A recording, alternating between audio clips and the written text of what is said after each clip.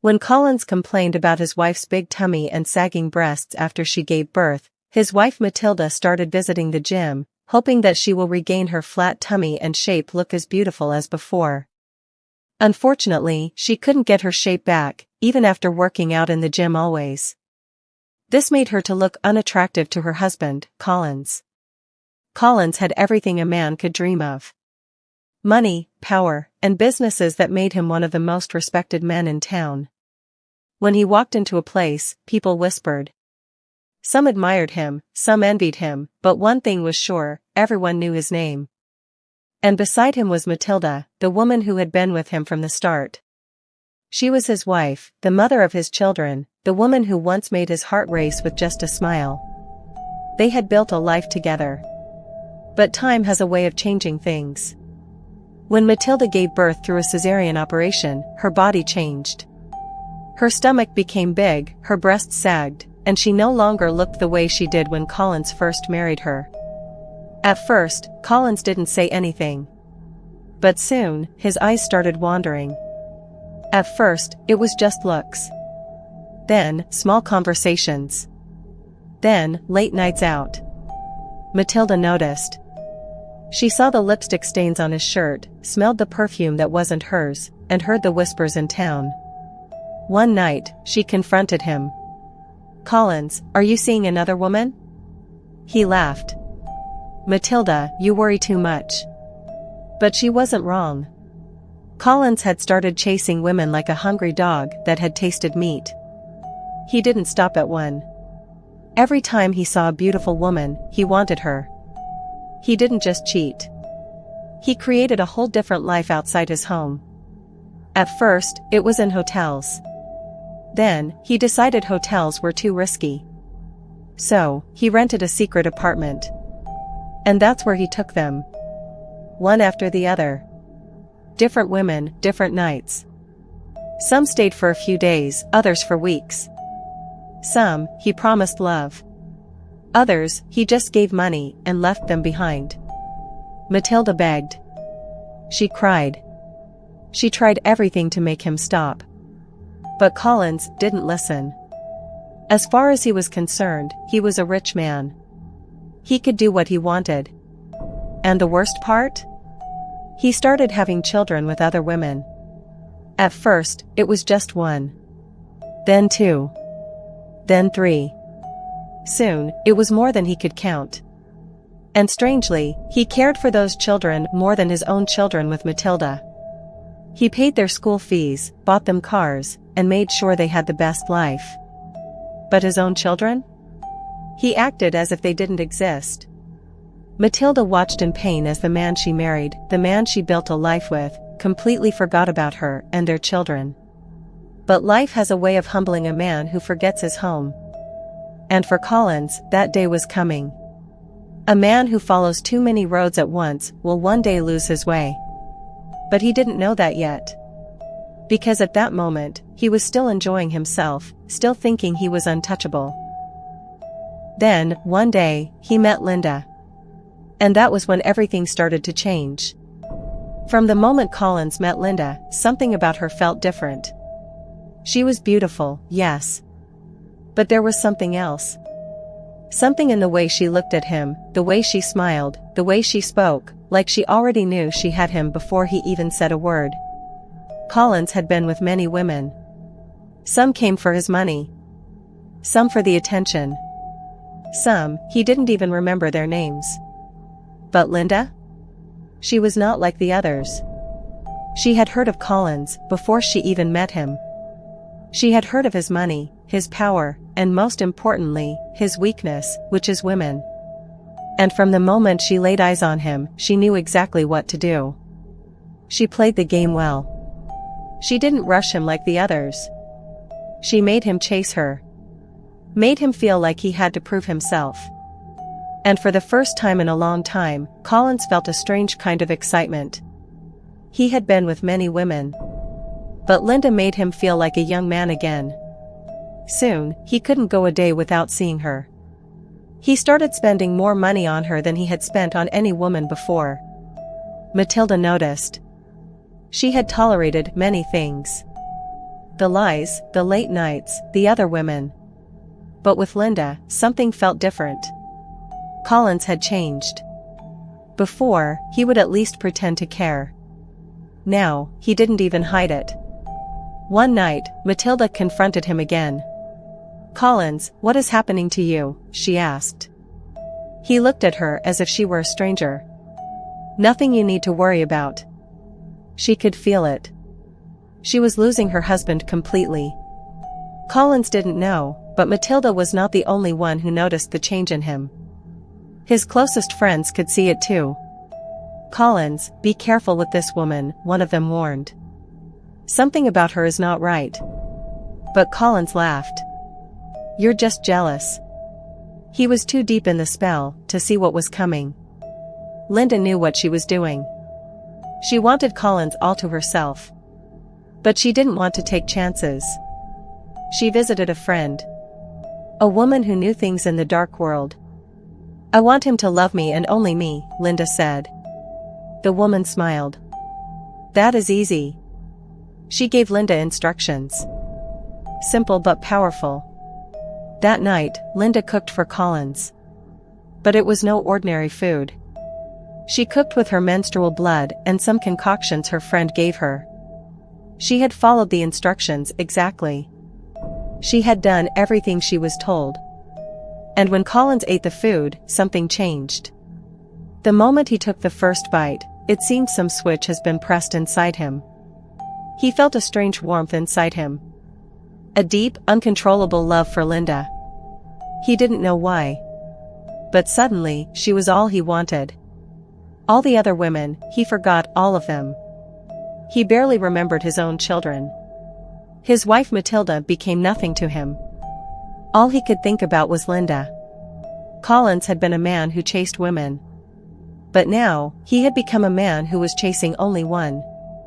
And he didn't even know why. One by one, he started cutting people off.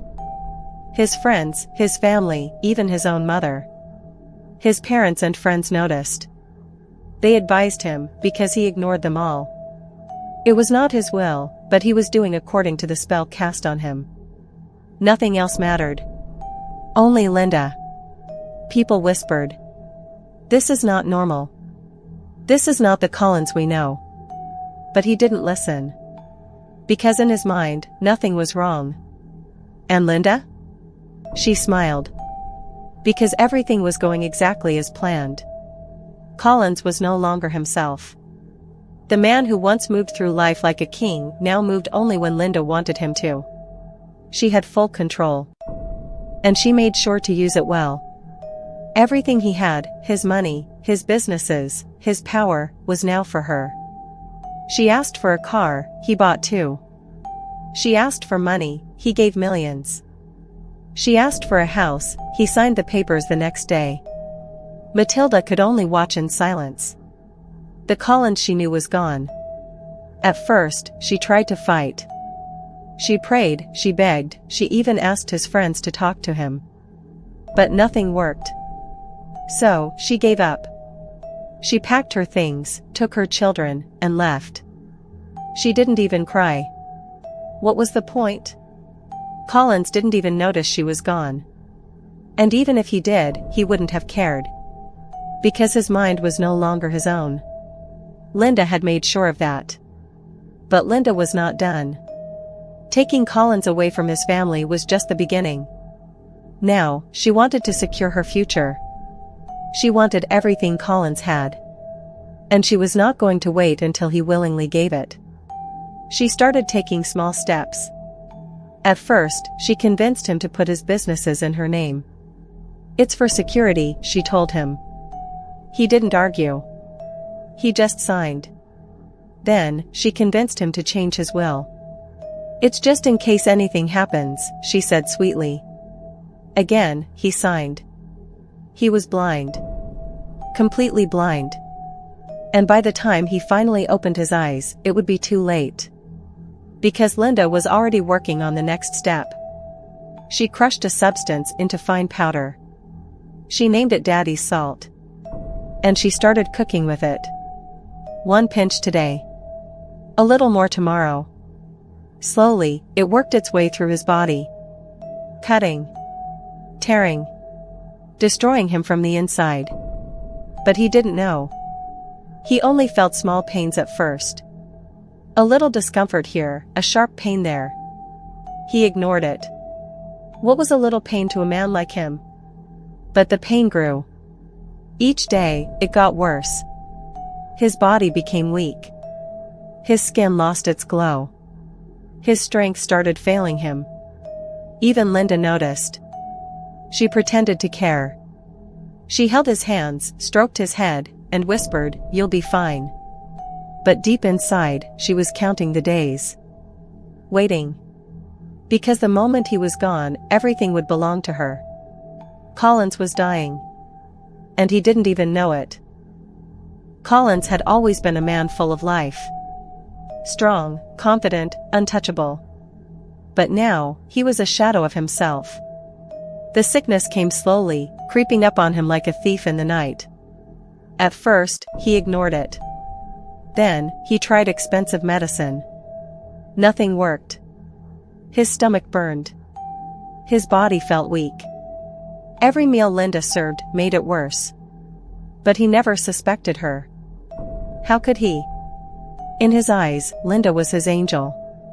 The only one who truly cared. So, when she brought him food, he forced himself to eat. And every bite brought him closer to his end. His businesses began to suffer. He could no longer manage them. Linda told him, "Don't worry, I will take care of everything." And he believed her. One by one, his businesses slipped from his hands.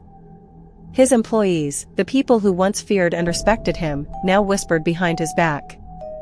"This is not the Collins we knew. He looks terrible. Something is wrong." But no one dared to say it to his face. And Collins? He was too deep in Linda's spell to notice. Then, one day, he collapsed. He woke up in a hospital bed, surrounded by white walls and beeping machines. For the first time, he was afraid. For the first time, he realized he was dying. He reached for Linda's hand. "Linda, promise me you won't leave me." She squeezed his hand, her eyes filled with fake tears. "I will always be here." But deep inside, she was smiling. Because she knew, his time was almost up. The doctors tried everything. But his condition only got worse. And when the news spread, something happened that Collins never expected. All the children he had with different women, none of them came. They sent messages instead. Cold, bitter words. "You took care of some better than us. Let them take care of you." Collins was shocked. Hadn't he done his best? Hadn't he given them everything? But now, as he lay on the hospital bed, abandoned, he realized money could not buy loyalty. And Linda? She started changing. She no longer looked at him with sweet eyes. She barely stayed in the hospital. She had already taken everything. Now, she was just waiting for the final moment. Then, the final blow came. Linda faked a will. And Collins was ejected from his own house. Homeless. Sick. Alone. That was when he finally saw the truth. That was when he realized he had made the biggest mistake of his life. He tried to reach out to Matilda. To his children with her. But it was too late. The pain he had caused them was too deep. They looked at him with empty eyes. Not with hatred. Not with anger. Just nothing. And that hurt more than anything. As he lay on his sickbed, with nowhere to go, he whispered the last regret of his life. "I will not be a womanizer in my next life again." Collins wandered. Days. Months. Years. Time no longer meant anything to him. He watched the world move on without him. New buildings rose where his businesses once stood. New men took the seat he once occupied. And his name? It faded like smoke in the wind. But his children, his blood, kept his curse alive. The fight over his wealth never ended. Court cases. curses, even violence. He watched as his sons and daughters tore each other apart. Some led to spiritualists, calling on dark forces to gain more wealth. Some turned to pastors, hoping prayers would give them an advantage. Some even stood before his grave, pouring libations, begging his spirit to take their side. And each time they called, the ancestors dragged him back. "Collins, see what you have done, you disgrace we your ancestors while you were alive, you neglected your family and chased women, now your people are fighting." The weight of his sins pressed down on him. But no punishment was greater than watching his mistakes repeat themselves. Then one day, something happened. A young boy, his grandson, stood in front of his grave. The boy was different. He did not ask for money. He did not curse his siblings. He did not beg for power. He only whispered one thing. "Grandfather, if you can hear me, tell me the truth, how did it all go wrong?" Colin's spirit trembled. For the first time since his death, someone was asking the right question. And oh, how he wished he could answer. Collins wanted to scream. To tell the boy everything. To warn him. But the dead do not speak. And so, he could only watch as the boy stood in silence, waiting for an answer that would never come. Then, the wind blew. A strong, violent wind. The spirits were restless again. The ancestors called him. Dragged him back. He appeared before them, his soul heavy. They looked at him with tired eyes. "Collins," one of them said. "This is the path you chose. Even in death, you have no peace." Collins fell to his knees. He had been arrogant in life. He had ignored every warning. And now, he was paying the price. "I regret everything," he whispered. But regret could not change the past. The ancestors sighed. "You cannot rest, because your children keep calling you." Collins lowered his head. Yes. His children, his blood, had turned against each other. And because of that, his soul could not move on. The ancestor spoke again. "Until your family finds peace, you will wander." Collins wanted to cry. Because he knew the truth. His family would never find peace. And so, his punishment would never end.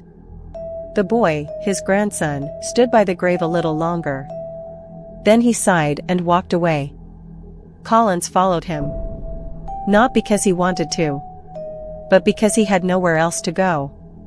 The boy walked to a small house, not a mansion, not a palace, just a simple home. Inside, his mother, Colin's daughter, was crying. She had lost everything. The fight over Colin's wealth had left her with nothing. Her brothers had betrayed her. Her own family had turned their backs on her. Colin's heart ached. This was not what he wanted. He thought he was building an empire. He thought he was securing his legacy. But instead, he had created a war that would never end. His daughter looked at the boy with tired eyes. "My son, never be like your grandfather." The boy nodded. And in that moment, Collins felt something strange. A tiny spark of hope. Maybe, just maybe, someone would break the cycle. Maybe his grandson would be different. Maybe his mistakes would not be repeated. But for now, all he could do was watch. And wander. Alone. Forever. Colin's ghost couldn't rest in peace. His ghost roamed through cities. Through villages. Through places he had never been in life. But no matter how far he went, he could not escape. Because his name still lived. Not in honor. Not in love. But in curses. His children and their mothers still fought. Each one believed they deserved more. Each one felt cheated. And every time they spoke his name with anger, his spirit was dragged back. Forced to listen. Forced to see the chaos he had left behind. One night, he found himself standing outside a courthouse. Inside, his children sat in front of a judge. Their lawyers shouted. Papers were waved in the air. It was a battle, but not with swords. With words. With greed. With desperation. Collins watched as they argued over the businesses he once built with his own hands. Over the houses he once called home. Over the money he once thought would bring them together. But money had done the opposite. It had turned them into enemies. His first son stood up, pointing a shaking finger at his half-brother. "You were his favorite. He gave you everything while we suffered." The half-brother slammed the table. "Liar. He abandoned me too. He only cared about Linda and her children." The judge knocked his gavel. "Order in the court." But there was no order. Not in the courtroom. Not in the family. Not in the life Collins had left behind. He wanted to scream. To tell them to stop. To tell them that none of this mattered anymore. But the dead do not speak. So he could only watch. Days turned into months. And Collins kept wandering. Everywhere he went, people spoke of him. Some pitied him. Some mocked him. Some used his story as a warning. They told young men, "Do not be like Collins. Love your wife. Raise your children well. Do not chase women and forget your home." But even as his story became a lesson, his soul found no rest. Because the ones who needed to learn the lesson the most, his own children, refused to listen. And then, one day, something happened. Something Collins never expected. Matilda, his first wife, was dying. She lay on a simple bed, surrounded by her children. Unlike Collins, she was not alone. Her children held her hands.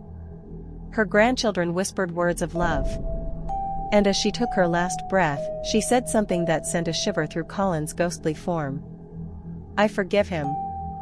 Collins staggered. He did not expect this. He had done her wrong. He had broken her heart. And yet, she forgave him. In that moment, something changed. A small weight lifted from his soul. Not all of it. But enough for him to feel lighter. And for the first time since his death, he wondered. Was there still hope for him? Collins stood by Matilda's bedside, unseen, unheard, but overwhelmed by something he had not felt in years, shame. He wanted to kneel. To beg. To say, "Matilda, I was blind. I was a fool. I see it all now." But she could not hear him. She took her last breath with a peaceful smile, surrounded by the love he had once thrown away. And in that moment, he felt something terrifying. A shift. A force pulling him, not into peace, but back to the world of the living. Why? Because Matilda's forgiveness was not enough. Because his children still fought. Because his name was still spoken with anger. Because curses still followed his bloodline. And so, his punishment continued. The day of Matilda's funeral came. All his children gathered. Some had not seen each other in years. Some still refused to speak. Some only came to make sure no one was plotting to take more than their share of Collins' wealth. As the coffin was lowered into the ground, whispers spread through the crowd. Matilda was a good woman. She suffered because of Collins. See how peaceful her funeral is compared to his? Collins stood in the shadows, listening. They were right. His own burial had been chaos. No prayers. No peace. Just fighting and accusations. Matilda's burial was different. Her children mourned her with respect. People spoke of her with kindness. And when they said her name, there was no bitterness. Only love. Collins clenched his fists. He had done this to himself. And now, he would pay for it, forever. Days passed. Then weeks. Then months. And Collins continued to watch his children destroy each other. One of his sons took another to court. Another hired men to threaten his half-siblings. One of his daughters secretly went to a spiritualist, begging for power to claim more of his wealth. His name was still on their lips. still being used to fuel hate. And so, the ancestors summoned him again. This time, their faces were tired. "We are weary of you, Collins." He lowered his head. "We have watched you wander for years," they continued. "You have learned your lesson. But your punishment will not end until your family ends their war." Collins' soul ached. His children would never stop. And because of that, neither would his suffering. But then, he remembered something. A small boy.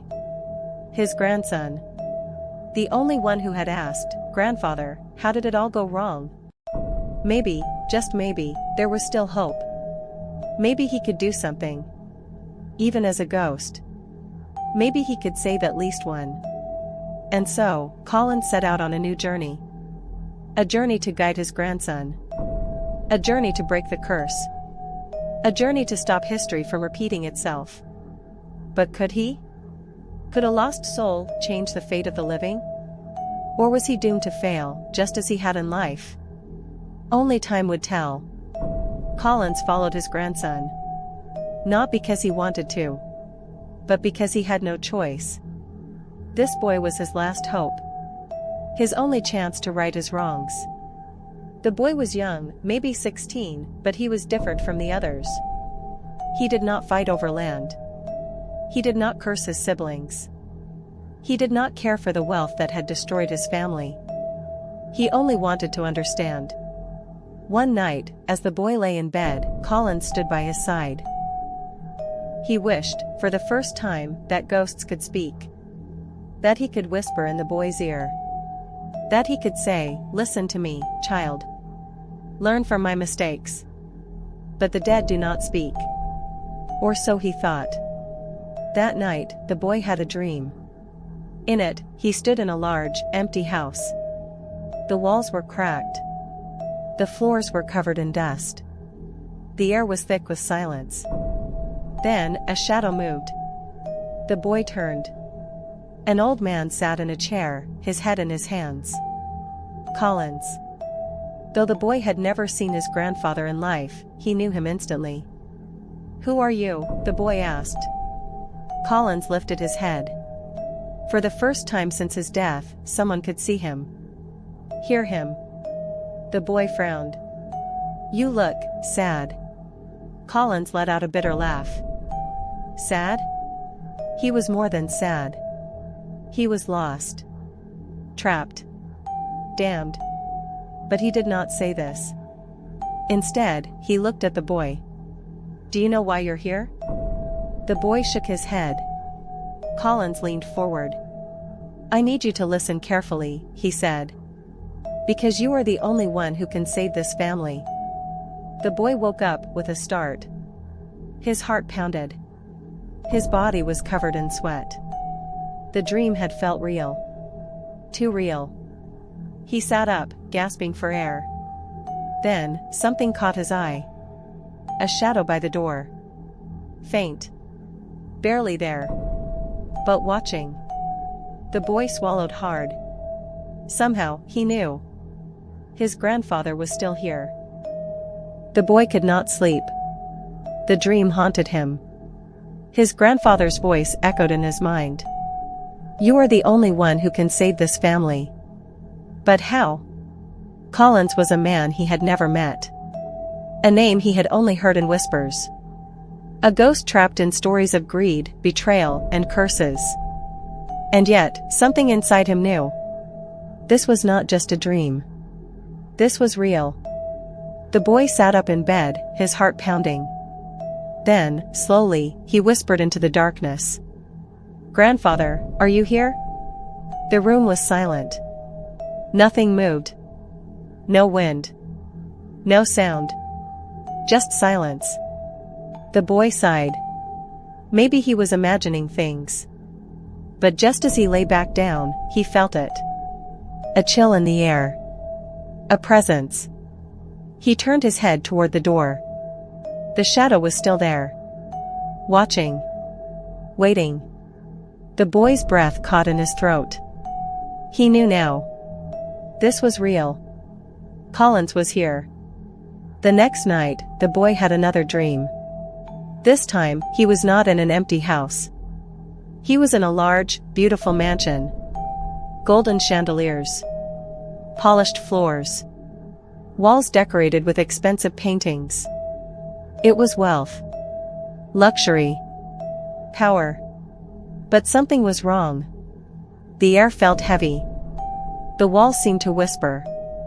The boy walked forward. His footsteps echoed in the silence. Then he saw him. Collins. Standing in the middle of the grand hall, dressed in fine clothes. But he was not smiling. He was not proud. His face was filled with regret. The boy stopped. Collins looked at him with tired eyes. "Do you see this house?" he asked. The boy nodded. "It was mine," Collins said. "I built it with my own hands." The boy looked around. It was beautiful. Strong. But cold. Empty. Lifeless. Collins took a deep breath. "This house was supposed to be my legacy," he said. "But do you know what it became?" The boy shook his head. Collins turned. And suddenly, the mansion changed. The golden chandeliers fell. The walls cracked. The polished floors turned to dust. Everything crumbled. Everything disappeared. And then, the boy heard it. Screaming. Shouting. Voices filled with anger and hate. He turned and saw people fighting. Men and women pulling at each other, screaming for money, for land, for power. He knew these faces. His uncles. His aunts. His father. His cousins. All fighting over what Collins had left behind. Collins watched it all with empty eyes. "This is my legacy," he whispered. The boy's heart pounded. He looked at Collins. "What do you want from me?" Collins met his gaze. "I want you to end this war." The boy woke up with a gasp. His chest was tight. His hands shook. These were not dreams. They were warnings.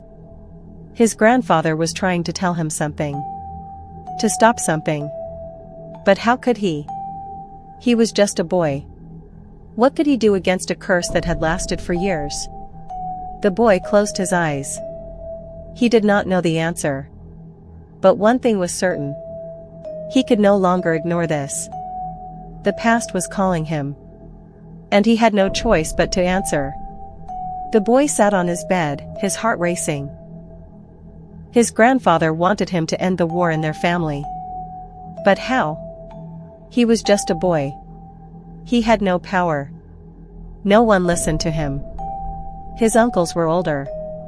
His aunts were fierce. His father barely spoke to him.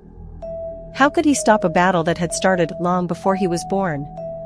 He buried his face in his hands. Then, he heard it. A whisper. Soft. Gentle. Yet, powerful. "Start with the truth." The boy lifted his head. He looked around. No one was there. But deep inside, he knew.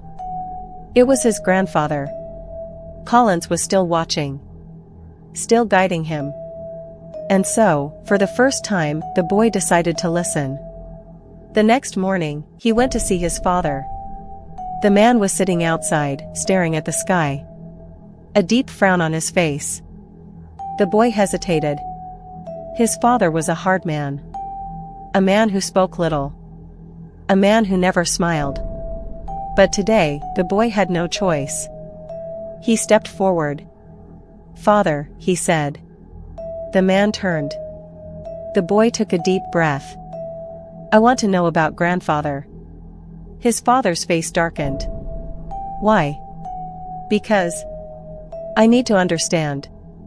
His father sighed. Then, after a long silence, he spoke.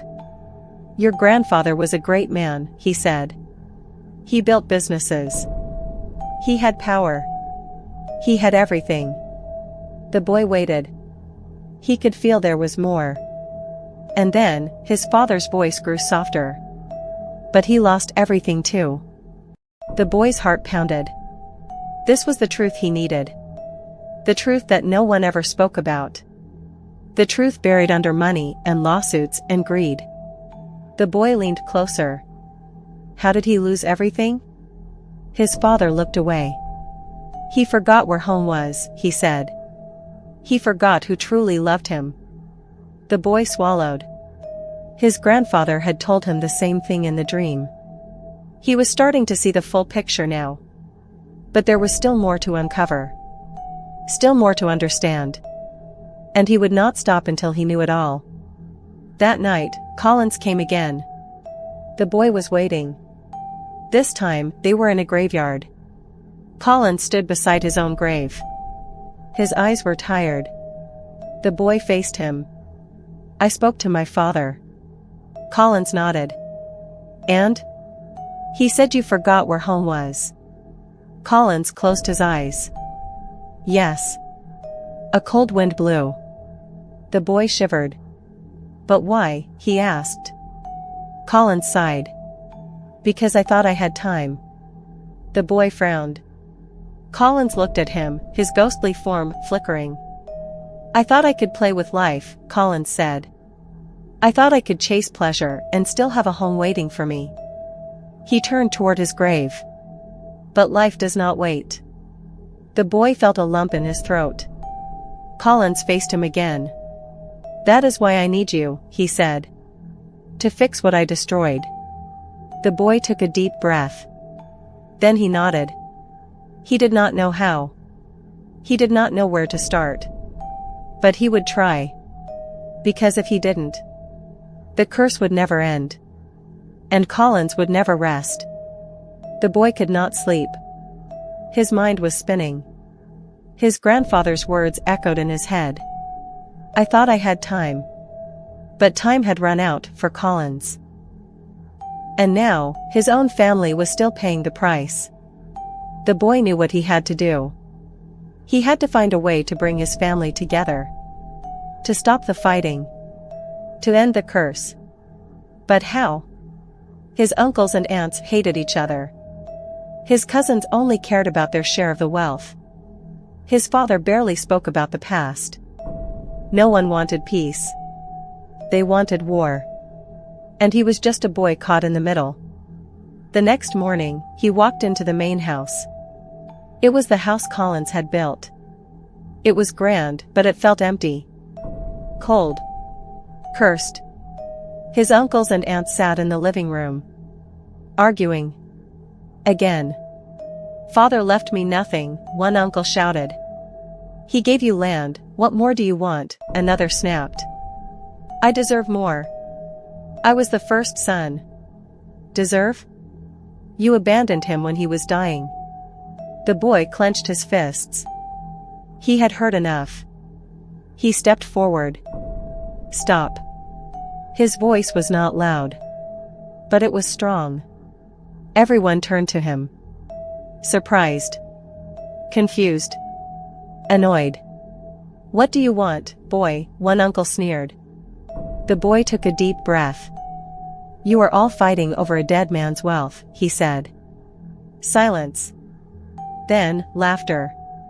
Do you think this is a game? One aunt scoffed. This is not about wealth, another uncle said. This is about justice. The boy shook his head. This is about greed, he said. More silence. The boy stepped forward. Grandfather is not at peace, he said. Some rolled their eyes. Others frowned. Are you saying you have been speaking to a ghost? Someone mocked. The boy did not flinch. Yes. The room fell into an eerie silence. Some looked at him with fear. Others with doubt. But no one laughed anymore. The boy continued. He regrets everything. He regrets leaving his family. He regrets chasing women. He regrets not fixing his mistakes. His voice grew stronger. But most of all, he regrets leaving behind a family that only knows how to fight. His father looked away. One of his uncles clenched his jaw. His aunts sat stiffly. The boy's heart pounded. They were listening. Finally. But would they change? That night, Collins appeared again. The boy was ready. I spoke to them, he said. Collins nodded. I know. The boy frowned. But I don't know if they will listen. Collins sighed. They might not, he admitted. The boy felt frustration rise in his chest. Then what am I supposed to do? Collins looked at him. And for the first time, he smiled. Plant the seed, he said. The boy frowned. What does that mean? Collins placed a hand on his shoulder.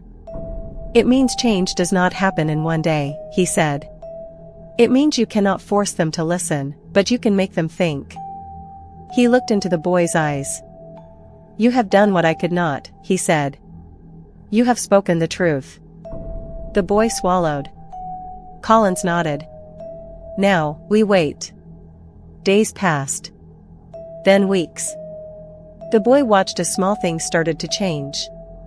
His father spoke more. His uncles argued less. His aunts stopped cursing each other's names. No one admitted it, but something was shifting.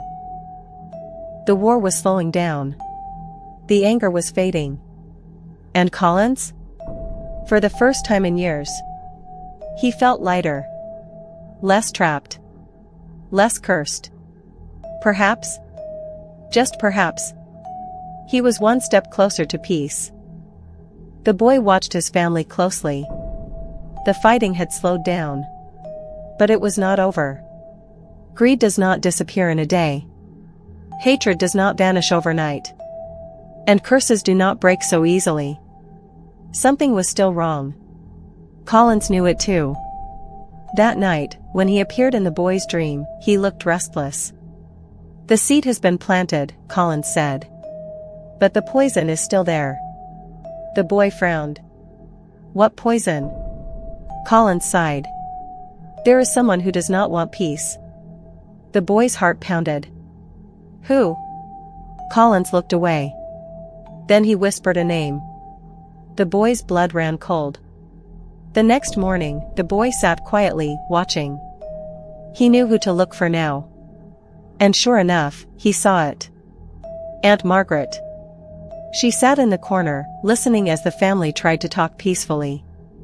But her eyes, they were sharp, calculating, dangerous. She wanted the war to continue. Because chaos benefited her. The boy understood now. The real curse was not just greed. It was people like her. People who whispered lies. Who poured oil on fire. Who fed off division. She saw the boy watching her. And she smiled. A smile that was not warm. Not friendly. It was a warning. And for the first time, the boy felt afraid. That night, Collins appeared again. You saw her, he said. The boy nodded. She is the poison. Collins nodded. And she will not stop. The boy clenched his fists. What do we do? Collins looked at him with sad eyes. This is your fight now. The boy felt a chill run through him. You mean, you can't help me? Collins sighed. The dead can only do so much. The boy's stomach twisted. This was not what he wanted to hear. He was just a boy. How could he fight someone like Aunt Margaret? Someone older. Wiser. More powerful. I can't do this, he whispered. Collins placed a hand on his shoulder. You are stronger than you think, he said. Then he was gone. The boy could not sleep. Aunt Margaret was dangerous. If she knew he was onto her, what would she do? He had to be careful. Very careful. But one thing was certain. He could not walk away now. Not when he was so close to breaking the curse. Not when his grandfather's soul was depending on him. Not when his family's future was at stake. This was no longer just a mission. This was war. And he had to win. The boy stayed quiet. He had to be smart. Aunt Margaret was dangerous. She was like a snake, waiting for the right time to strike. If he made one wrong move, she would see him as a threat. And he didn't want to know what she did to threats. So, he watched. Listened. Waited. And soon, he saw it. She was still spreading lies. Still whispering poison into the ears of his uncles and aunts. One by one, she was turning them against each other again. She smiled sweetly. Pretended to be kind. But behind that smile, she was feeding their anger. The boy clenched his fists. He had to stop her. But how? She was older. Wiser. More experienced in this game. And he was just a boy. But then he remembered something Collins had said. Plant the seed. Maybe he couldn't fight her head on. But maybe, just maybe, he could turn her own tricks against her. The next day, he went to his father. I need to ask you something, he said. His father raised an eyebrow. About what? Aunt Margaret. His father's expression darkened. Why are you asking about her? The boy hesitated. Then, he decided to be honest. She doesn't want peace, he said. His father sighed. Margaret has always been like that, he said. She enjoys chaos. She feeds off it. The boy nodded. I need to stop her. His father stared at him. Then, to his surprise, the man smiled. A lion may be strong, he said, but even a small fire can burn a whole forest. The boy's heart pounded. His father believed in him. That meant he was on the right path. Now, he just had to set the fire. Aunt Margaret thought no one could outsmart her. She thought she was in control. But the boy had a plan. And it started with one simple thing. The truth. The problem was, no one would believe him if he just accused her. She was too good at pretending. So, he needed proof. And for that, he needed to catch her in the act. So he waited. For days, he watched her. Listened. Until finally, the moment came. She was speaking to Uncle Peter in hushed tones. The others don't deserve anything, she whispered. You and I should take it all. We just need to push them a little more. The boy's blood ran cold. She wasn't just causing fights. She was planning to take everything. Now, he had her. But he needed everyone else to see it too. So, he did something risky. Something dangerous. He took his father's old phone. And he pressed record. The next family meeting was tense.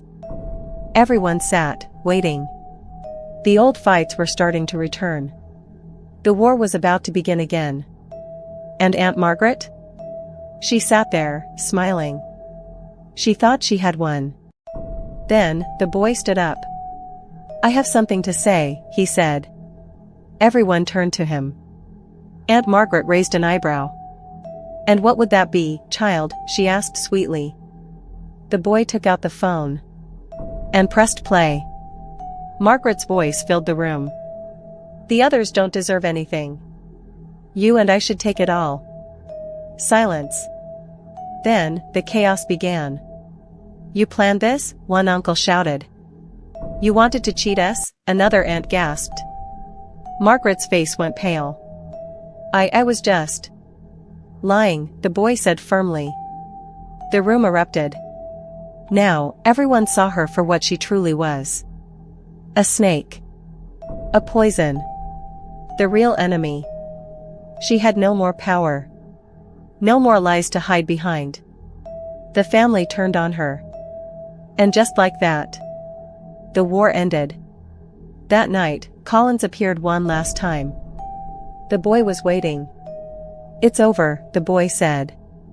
Collins smiled. Yes, he said. You did what I could not. The boy felt something shift. Something heavy. Something dark. And then, Collins began to fade. Are you leaving? The boy asked. Collins nodded. I can rest now. The boy swallowed. For the first time, Collins looked peaceful. Not cursed. Not trapped. Just free. "Thank you," Collins said. Then, he was gone. And the boy? For the first time in a long time, he felt free too.